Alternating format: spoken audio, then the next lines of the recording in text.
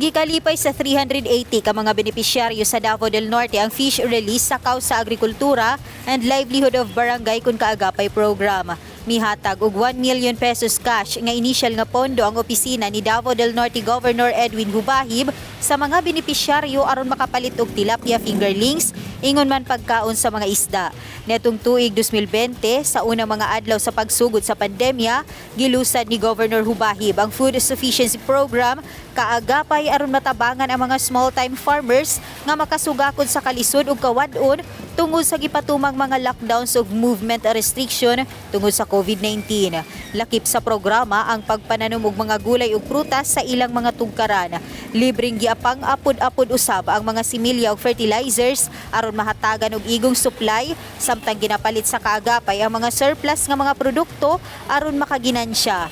Nagtukod sab og free-range chicken project ang kaagapay o gipang-apod-apod ang mga piso ngadto sa mga benepisyaryo.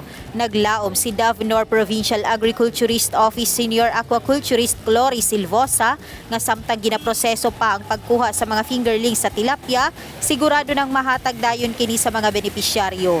Plano sab nga maghimo og proyekto kung asa padaghanon ang mga hito kun pantat aron makaginansya usab ang mga mag-uuma.